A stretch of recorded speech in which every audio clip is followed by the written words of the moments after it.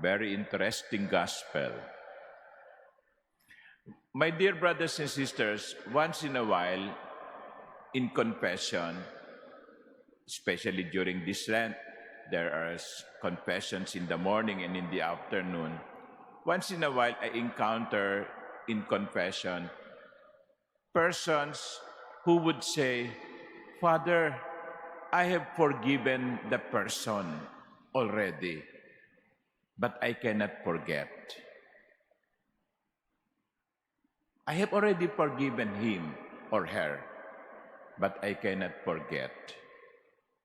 May tinamaan ba? No. And almost always I would joke and say, thank God that you cannot forget. Why? Because you still have memory. And memory is a gift. How would you feel if you forget your name? How would you forget?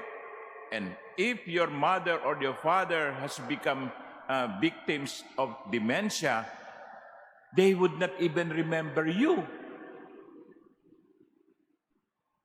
They would not even remember their name. So I would say, salamat sa Diyos. At hindi mo nakakalimutan. Ibig sabihin, you still have the memory. And I said, and I almost always say, we are not being asked to forget.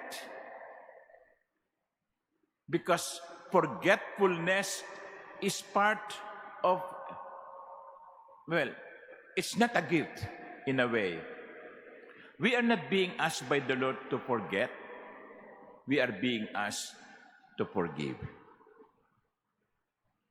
And I think that is one of the mistakes of the servant who did not remember the mercy that was shown to him by the master. Di ba? He was forgetful. He lost memory. That's why ang sumbat nung may-ari, no?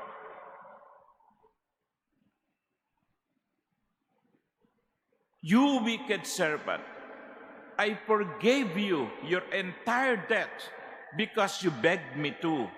Should you not have had pity on your fellow servant as I had pity on you? Pambihira ka. Pinatawad kita. Ang laki-laki ng utang mo sa akin.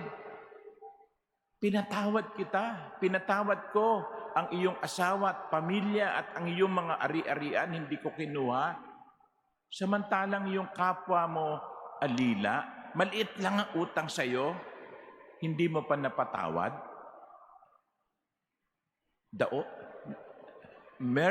Merciless was not the only sin of this wicked servant.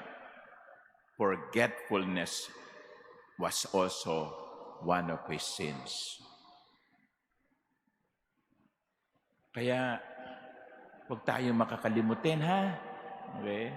Let us not be forgetful because the message of the gospel is mercy, just like the first reading. In the first reading, the prayer was about be merciful to us. Be merciful. Mercy is the message. Be merciful just as your Father is merciful. But the other message is memory. Let us not forget how we have been forgiven. Let us not forget how we have been loved and have shown mercy. Be merciful. Alam nyo, naalala ko yung isang linya sa pelikula ni Piolo Pascual. No? Sabi niya, ano ang karapatan mong hingin ang isang bagay na ipinagdamot mong ibigay? Ano ang karapatan mong hingin ang isang bagay na ipinagdamot mong ibigay? Name the movie and year it was released. No? I think that is the message. we cannot beg mercy from the Lord unless we are also ready to give away mercy.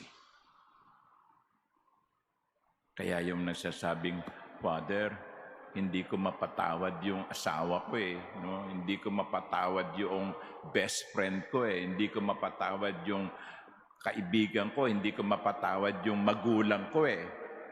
Yan, di ba? Minsan ganyan tayo. Hirap na hirap tayo magpatawad. Tandaan na lamang natin, ang hindi marunong magpatawad, hindi tatanggap ng kapatawaran. Amen.